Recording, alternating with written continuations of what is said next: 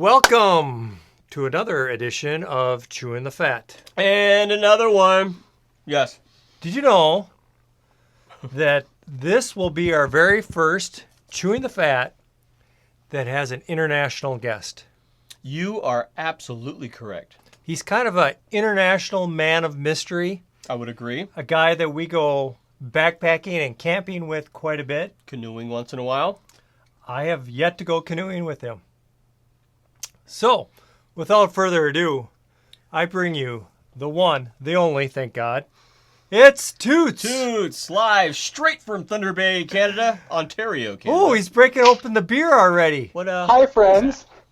Hello, friend. What do you got there? I got a Forgotten Lake from Lake of the Woods Brewery. Ah, nice. So what is it? Are we talking pale ale or what? Oh, it's a blueberry ale. Oh. You wouldn't try that? I don't like blueberries. You don't.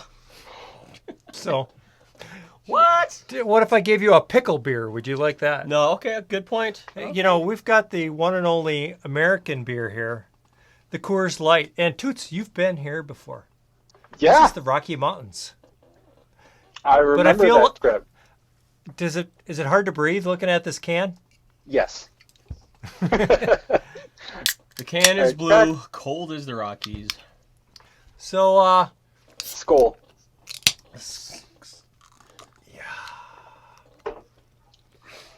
Toots, we miss Roast. you. So, Toots and I, we've been hiking, backpacking 6-8 times together probably. I think that's a grossly underestimation of how many times we've been backpacking together. Okay. That's all We've the ones been- he cares to We've remember. been backpacking Yeah. quite a bit together. So we teased Toots in the beginning here, but Toots lives in Thunder Bay, Canada. Yep.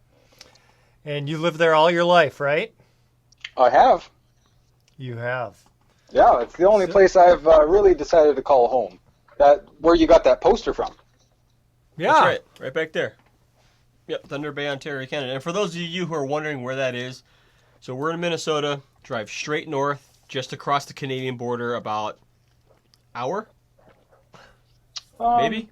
So something like that. As like the that. crow flies. Yeah.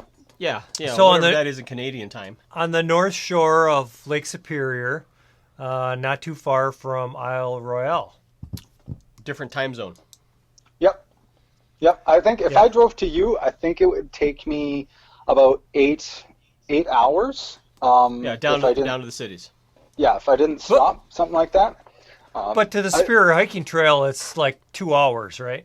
Yeah, pretty much. Grand Marais is a solid like hour and 45 minutes from my house, which is nice. All right. But unfortunately, you haven't been to Grand Marais or the Superior hiking trail in quite a while. Nope. The border coming into the U.S. and going into Canada right now, barricaded. No entry. Yeah, everything's shut down. We can't get her cookies. Cookies? They can't get Yeah. anything. Well, What cookies do you come to America for? Well, do you think the tree elves can live up here in the wintertime, baking cookies in the tree? I mean, come on now. You have Keebler up there? Yeah, when you guys ship them. Really? What? Okay, what have we missed that we ship from Canada? Just Toots. That's it. That's all I can think about. Just Toots. There's some Canadian beer, isn't there? I Like wouldn't know. Labatt Blue, Molson. I think those are all like American companies, aren't they? With maple leaves on them. I think so. Our beer is so different. Like I can go and buy Canadian, sure, but I mean it's not exactly a beer of anyone's choice. And I think our beer is different a lot. But what percentage is your beer? Mine's 7.1%. Okay, this really stout, intense stuff is like 3.2% alcohol. 3.2 is the weaker stuff. So in Minnesota, you can't buy beer in a grocery store. The only beer that you can buy is beer with a lower alcohol level, and that's 3.2. Okay. So, but I mean, it's probably 4%. Maybe. So, Toots, tell everyone a little bit about, in Canada, you have a liquor store and you have a beer store, right? Yep. Yep. So explain that. So the liquor store is the Liquor Control Board of Ontario. So you go in there. Control board. Yep, Liquor Control Board of Ontario. So you go in there and you can buy liquor. They have there's a Marijuana Control Board of Ontario. There's the beer store. They just sell beer. You walk in, you say what you want. There's one of those roller conveyor belts, and like your 2-4 comes zipping out there. By the time you swipe, yeah, it's pretty awesome. Your weed too? That comes zipping down? No, it's its own store. You walk in and it's kind of like a pop machine. You walk up and you talk to the lady and she tells the guy in the back and he puts it through the wall dispenser snake thing, and then you walk away giggling. Let's hold off on the weed part. We'll get to that. Okay. But yeah, so that's in the beer store, right? But do they sell beer in the liquor store? They do. They tend to sell things more or less like liquor, wine, meads, ciders, and of course you can go in there and you can grab beer like I'm drinking now, a lot of cottage beers, like small breweries and stuff like that. So what were we in when I was up there, and like all the coolers, it was like individual cans. It wasn't 12 packs or cases.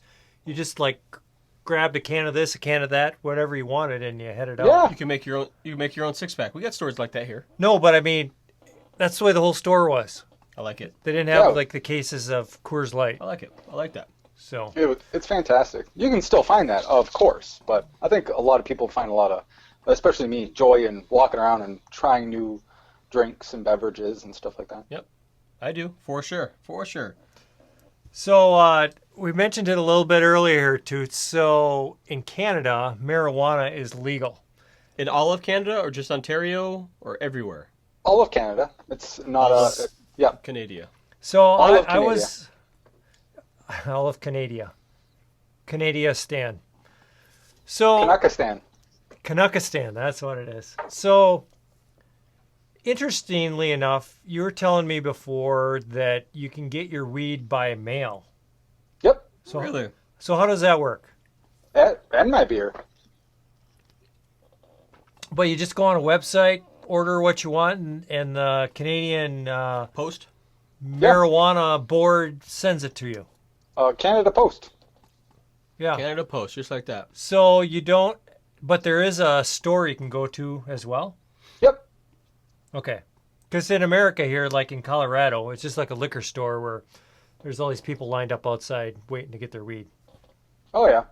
So In America, we're very uptight when it comes to things that are ridiculous. Weed is one of them, and that's my opinion. You know, I don't know why we're so uptight about that kind of stuff. It's dumb, in my opinion. I think weed is much less destructive than alcohol, by far. But what do I know? Sure, I can agree with that. I don't see as many happy cookie-eating weirdos out there trying to rough somebody up for anything, right? But you get drunk stumbling out of the bar at the end of the night. Yeah, you can get a little rowdy. Yeah. Sure. Weed guys, I mean, they're just cruising for a pizza place.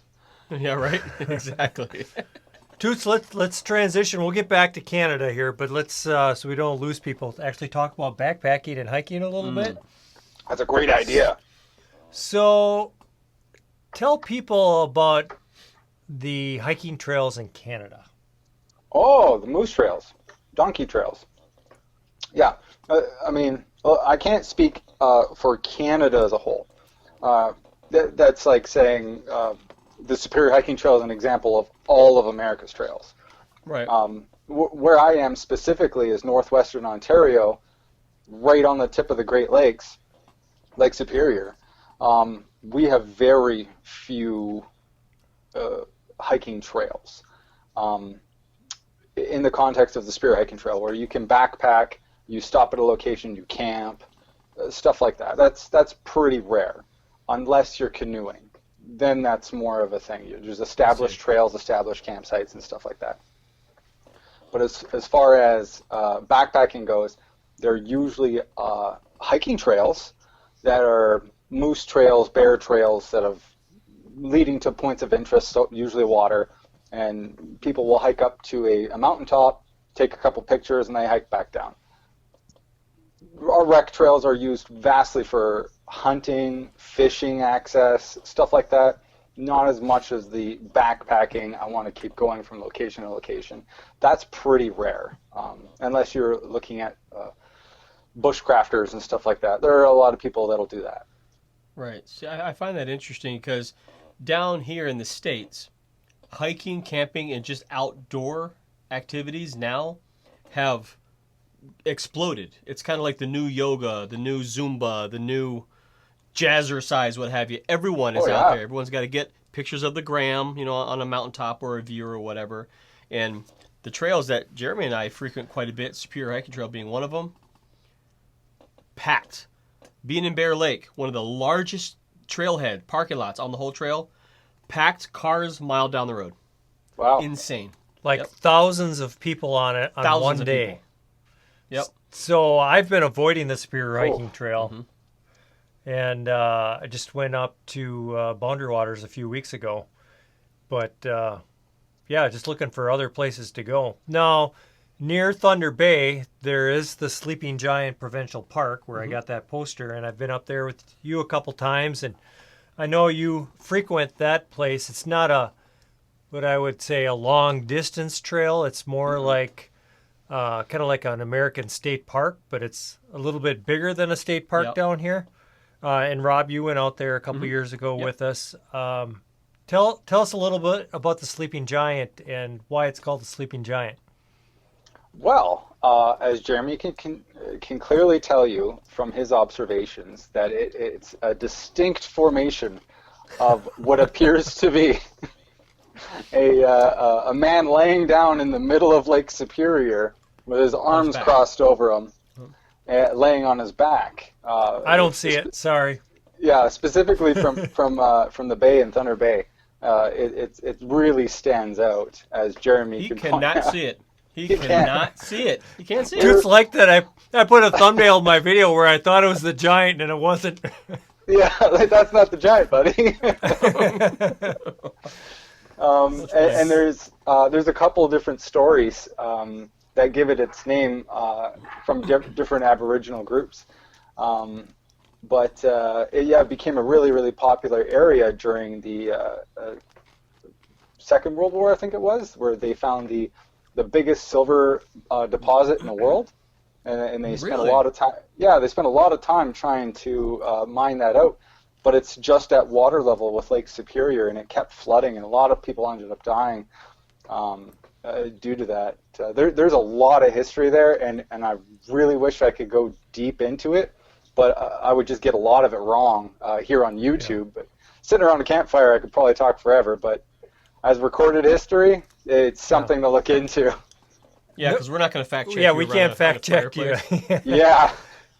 Sounds good. Just say it with confidence and people will believe you around the campfire, right? So the Sleeping Giant, what is it? It was like, 35 miles to go around? Something like that, yeah. Or kilometers, and the trail goes around the base. It's out on a peninsula, and it goes around kind of the lake shore, and then how many trails are there up to peaks? Oh gosh, I think there's, I think there's 5 lookouts. There's the head, the chest, there's the knees, also it used to be the chimney. Unfortunately, somebody passed away falling off of it. Which one is that? That is the knees. Somebody was coming up the backside of it, and they fell down, so they moved the trail. Okay. And then you can there's still find it, though. Yeah. If you know where you're looking. I haven't found it. The Bird Observatory that's out there. That was cool. Yeah, that's really cool. I'm really glad that you guys got to be there while they were catching birds. Yep. because that's an experience on its own. We didn't catch any owls or hawks or nothing like that, but still, catching those small birds that are flying all the way to Costa Rica, Yep. yeah, that's pretty cool. Yeah, so for people who don't know about the Bird Observatory, for a few months out of every year, Spring and a fall. bunch of volunteers go and live out in this remote spot and collect birds and tag them and record them, and it's pretty cool. And they've got a big tower out there that you can climb up in. Yeah, that 4-story wooden tower, and it's not sketchy at all, right? I mean, it's actually it's Don't pretty you have a darn video cool. on that trip? It was solid. Yeah, you have a video of that trip, right? Yeah. Right up here. Check that video out right up here. That was a So- great trip. Yeah. It was. And yeah, I mean, if you like the Superior Hiking Trail, you'll like this even better because you get to camp right on the lake, and you can take off your pack to go out to those lookouts. And the one thing that you should know is Canada doesn't believe in switchbacks. No switchbacks. Those Oh, it takes trails too were long. straight up. Yep. Switchbacks are for wussy Americans, right? And another thing is, if you do have the privilege to hike the Sleeping Giant, it's right on Lake Superior, but it's on a portion of Lake Superior where you can actually go swimming. It's warm up there. The portion of Lake Superior down in the States, freezing. But up there, skinny dipping, no problem. Yeah. If you don't know Toots, he has no problem being naked. Where him and his friends, they're skinny dipping all the time. We're born And this way. in fact, if you watch that video this is a different video that you can be up here, where Toots and I went skinny dipping, and it's on video. Ooh If la that's la. something you want to see. And Quacca was with us. That's right. Oh yeah. I tried to get a video of Quacca and I swimming out in Lake Superior with my new waterproof camera, but unfortunately, if you watch a little too close, it's going to get demonetized. Now, I'm pretty sure it's either me or Quacca. You can see a little, The junk. something little floating in the water. It was really clear, and Well, I mean, when it's all the way up here. That's funny. That's funny. And speaking of Quacca, he's another person that we camp with, we canoe with. He make something for you this last? What was it? Last fall? yeah, I drove all the way down to see him. We made a canoe pack together. I had a rough design in my head. I went down there, and the guy was able to whip it up really quickly. I'm really, really happy with it. It's really turning into like the best canoe pack I've had. There's definitely some modifications I got to make to it. We were a little iffy on how many straps I need, what kind. We ended up going with some stuff that needs to be changed out. But yeah, it's fantastic, and he's a miracle worker. I couldn't believe the amount of work it takes to make a backpack with all of the extra seam allowances and the reinforcement areas and just making it ergonomic and comfortable. There's a lot to it, and he really knew what he was doing. I'm really glad I went to go see him. Yours was more of a heavyweight, like a canvas or a leather one, right? Yeah. That he made? Yep. So it's based off an old aluminum frame, exterior frame. And for the reason for that is for hunting. So if we harvest a deer or a moose, then I can take the pack off and then put the animal on the aluminum frame and pack it out that way. Okay. And just so people know, that isn't the pack that you wear all the time. I mean, you have a Z-Packs Arc Haul, I know, and you have a lot of ultra lightweight gear that you usually have, but something different. Yeah, So I really like it. So, Toots, tell us, so people don't know that, I mean, out of the three of us, you have vastly more camping and backpacking experience, and you've done it for a long time, and, you may not be going out and doing a long-distance through hike, but you get out in the woods a lot. And maybe tell us a little bit about that and what you do for work. Sure. Well, the type of camping that I tend to do is canoe-type camping or bushcraft-style camping. I know that's a big buzzword in the States, so I hope I'm using it correctly. whereas a through hike, you have a resupply every 4 or 5 days. You're back into a normal city. I'm gonna pack my canoe, or I'm gonna bring a large canvas pack, and I'm gonna go from location to location and maybe get a resupply every 20 days, every 30 days. So that's the kind of stuff that I really enjoy doing, and I really try to specifically target some friends like these guys who will go out into the Boundary Waters, which is the American side, or Quetico, which is the Canadian side of the park, and try to do a big circle route of that, try to go in for 25, 30 days plus or something like that. Actually, this map right here is a few sections that'll actually go from Manitoba all the way to Lake Superior, which is it's crossing in a province, right? Yeah. And that's a huge undertaking that I'm hoping to do. Path of the Paddle just printed this map, so I'm excited to have a look at it. Nice. We have to get him out on a canoe. Yeah. Man, I'm telling you, once you start hitting the Class 2 rapids, your canoeing it's addicting, man. I'd like to canoe, but I don't fish a whole lot, so. Yeah, you don't have to. Know. Yeah. Yeah. Let's do it. I mean, I was up in the Boundary Waters a few weeks ago, like I said, Sioux Hustler Trail, where I saw canoers, and it kind of made me want to do it. Yeah, it's a different style. It's a lot more relaxed. Your work is a little harder, but it's spaced out more. You can go heavy. You can go really heavy, really comfortable, and that doesn't apply to backpacking very well. With backpacking, the lighter you go, the more comfort you have on trail, the more comfort you have when you get to camp. You don't have blisters and a sore back, and your knees don't hurt walking down hills.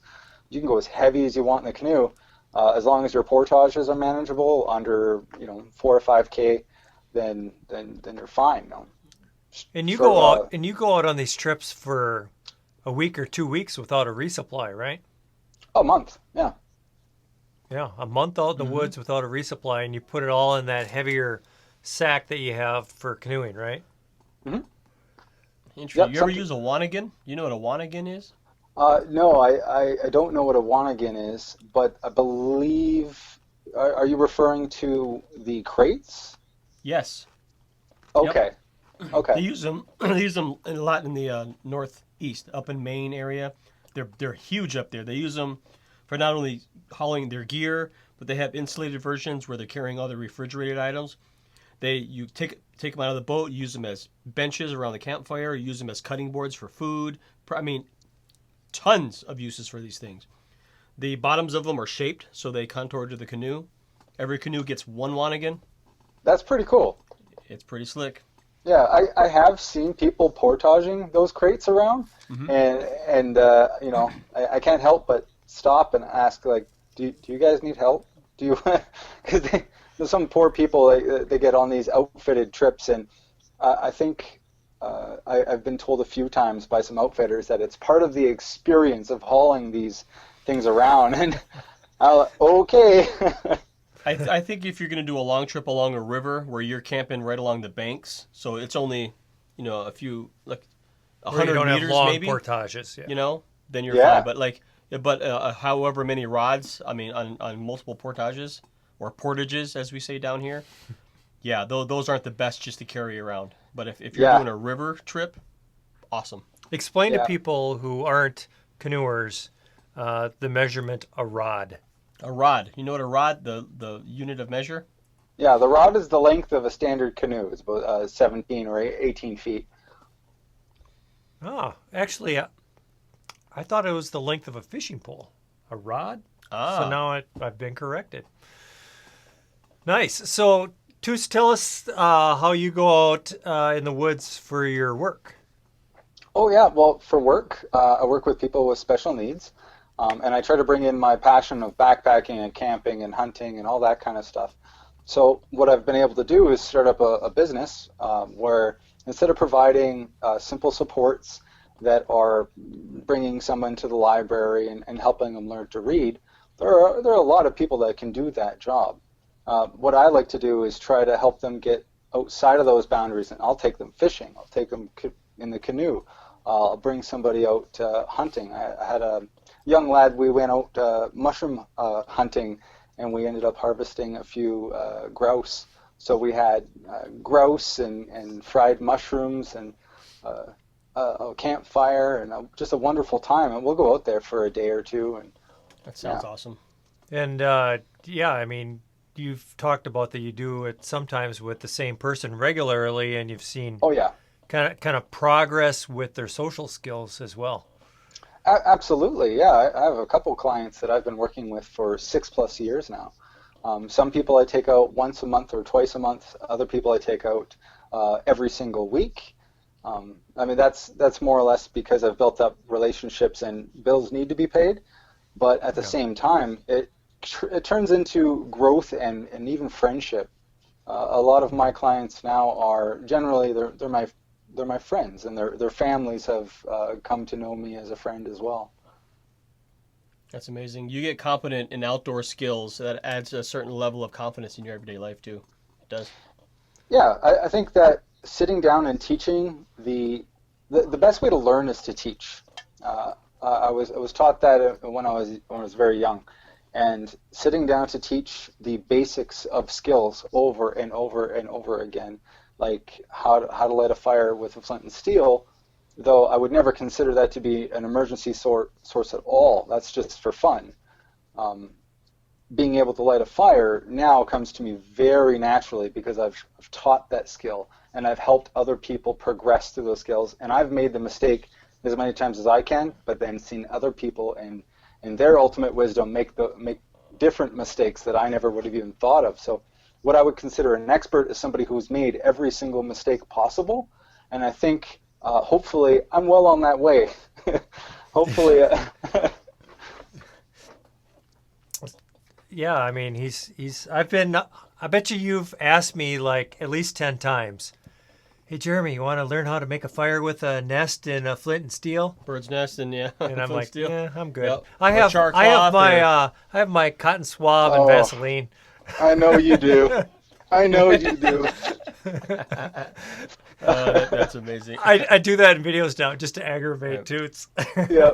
Right, and also, from what I understand, you've taught survival courses for the Air Guard up there, Winter Survival Technical College for pilots. The local search and rescue group here, we teach a pilot down type program here at the college. So everyone who graduates at the college gets to go through a multiple-week survival program in the middle and end of January, including overnights. And I've been very blessed to be a part of that for a number of years. Yeah, see, that's amazing. So, if you're looking to get out and you're anywhere in the vicinity of Thunder Bay, Ontario, Canada, you want to get out in the woods, hit this guy up. His information will be in the description of this video. Yay, new friends! So Toots, the funny part about Toots is everybody loves Toots. He's that guy. So other than when we I've got go to Ghostbuster pajamas on. How can you not like them? So everywhere we go, and like if we go to a shared campsite and there are other people there, Toots would rather talk to those other people than he would talk to us. He already knows everything about us. Who can blame him? But like within like 5 minutes, he's like the hit of the campfire and telling his stories and singing songs, and everybody loved Toots. In fact, when we went to Colorado a couple years ago, Toots came down to my house, and he said he had never been to Chipotle. That's right. So I'm like, yeah, dude, you're going to Chipotle, and we're going through the line, and I was going to pay for his food, and he's like, oh, he's asking questions, and the manager just loved him. He said, nope, this one's on me. Yep. Yeah, that was really nice. And then like a week later, we're in Colorado, and his Canadian debit card isn't working in the machine, and Conveniently. And the manager says, oh, don't worry, Toots, it's on me. So if Toots, you get more free meals, and I guess that's just from being a nice guy. Don't you still owe me $50 from our canoe trip? Okay. Sure. That's funny. Hey, what goes around comes around, right? It does indeed. I just can't wait for when things do open up we get to give each other a hug again and hit the woods, whether it's on trail, on the water, something. But it'd be good to see you, good to see Brienne again. It's well overdue, man. Very much so. So, Toots, tell us how you got your trail name. Yeah, how'd that come about? Gee, I went down to the Superior Hiking Trail, and I was meeting up with this crazy ginger dude that I met on I think it was hammock forums, and I didn't know anything about the Superior Hiking Trail. I didn't know this guy named Bick or this guy named Hillbilly or anything, and I was making my very first YouTube video, and I was walking around and I was, oh, everyone look, there's a river and it's got a footbridge. I don't have to get my feet wet. Oh, look, there's a sign on the tree. It lets me know I'm on a trail. Look, there's a... And I was having such a good time. And I started wandering into this camp, and I heard this guy calling out, so I just started calling back, making animal sounds. And I got there, and there was this ginger dude going, are you coming to camp with us? And I went, yes.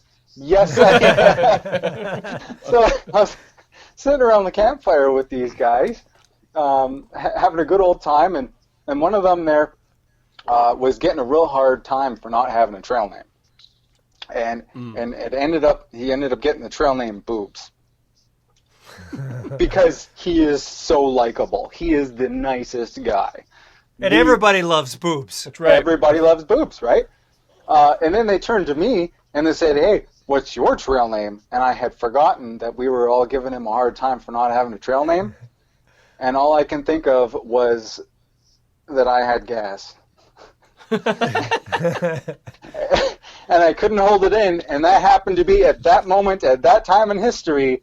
And there it came. Hey, what's your trail name? Toots. Toots, have you... Wait a minute. I just learned something here. You actually tried to hold a fart in? That has to be the first and only time you've ever done that. Tried to hold? It was more or less like that opportune moment, the timing of. As our friend Mule Chuck says, is Toots did not get his trail name because of his love affair with trains. That's right.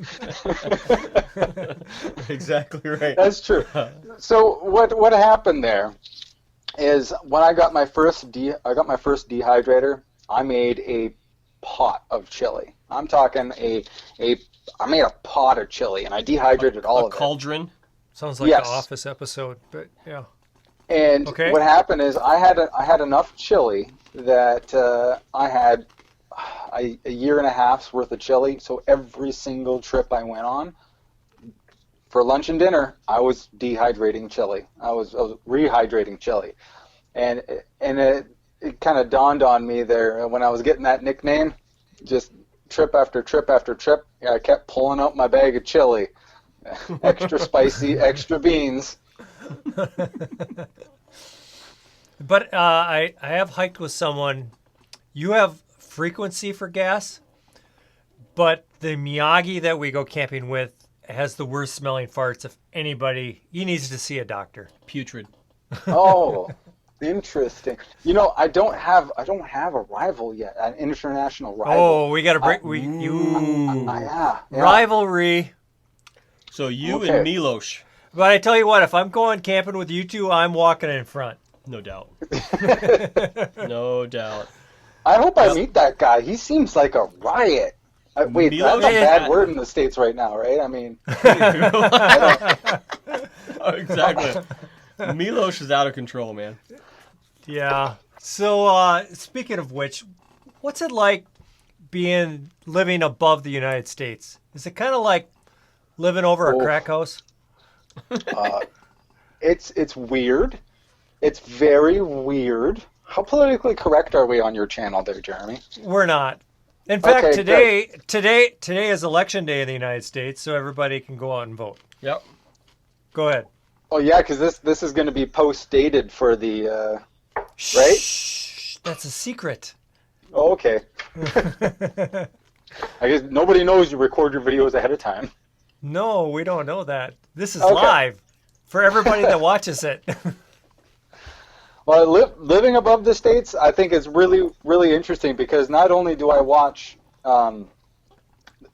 do I get information from the United States, and I get to see some of your news, but I see Canadian news, I see European news, more of an international angle on it, right? Because I'm not, I don't have Fox News, and or whatever all over the place. So I get to see a lot of other takes and opinions on what's going on.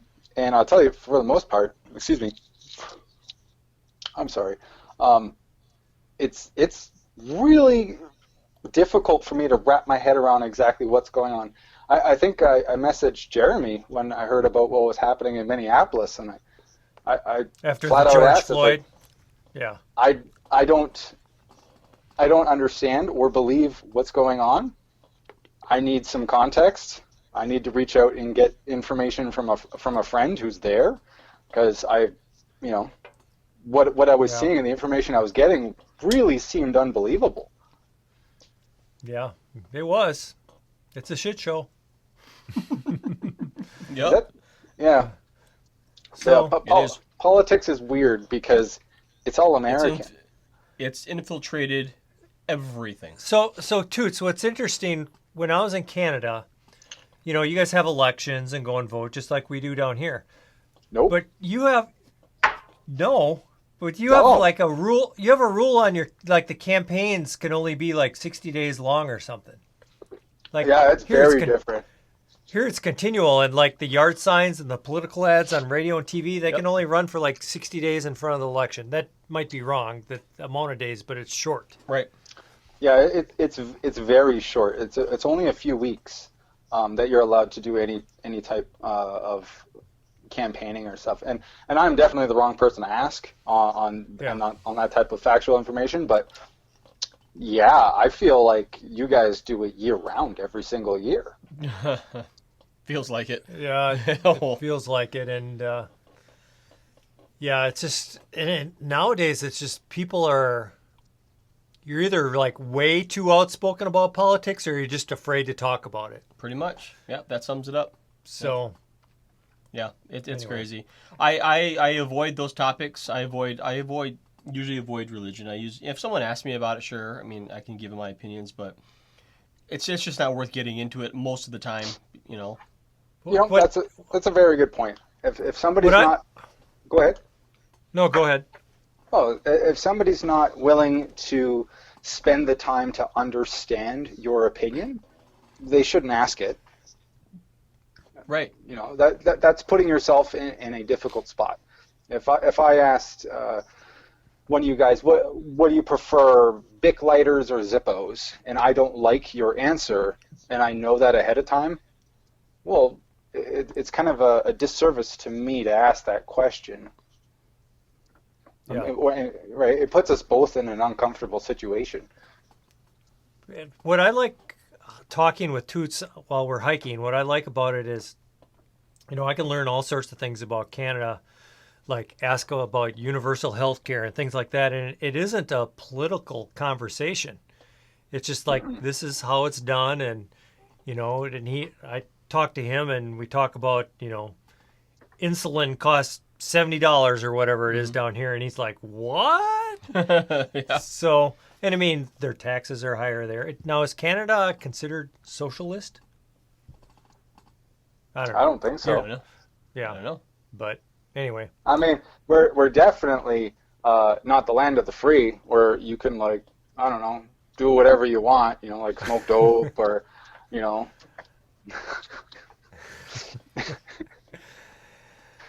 Yeah. I'm definitely not up to speed on the politics and whatnot, but I can tell you that the differences that we do have, I immensely enjoy. I definitely don't mind if I decide to go buy cigarettes and there's extra taxes on cigarettes.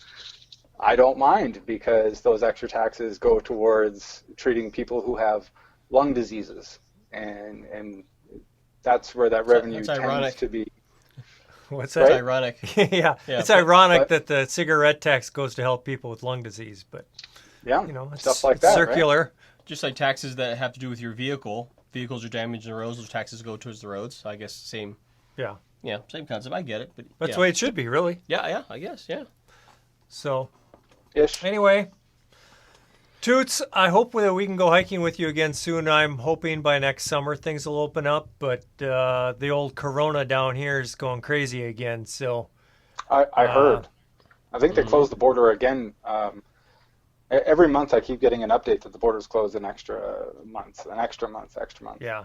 Oh, you were in Wisconsin when you were down here, and it's going nuts over there right now. So, but hey, we're running to the end of our time here. So, you know any pirate jokes? Oh my goodness. No, I don't know any pirate jokes off the top Yes, of my you head. do. Oh, Yes, You you know do. why? So Here we go. I think Jeremy, you always think that I know pirate jokes. There's a reason why I always ask people if they have pirate jokes. While we're hiking, people, we I don't know. don't remember any pirate jokes. And that's almost funnier than the actual joke when you just walk by someone, they're expecting that, hey, how you doing? And Toots goes, hey, do you know any pirate jokes? They're like, what? And occasionally you get a good one. Sometimes if you won't get what you don't ask for, ask your wife. You're exactly exactly. So you out there watching this, if you have any good pirate jokes, leave them down in the comment section. I would love Okay, to I know. got my favorite one is still, what did the dyslexic pirate say? Rah!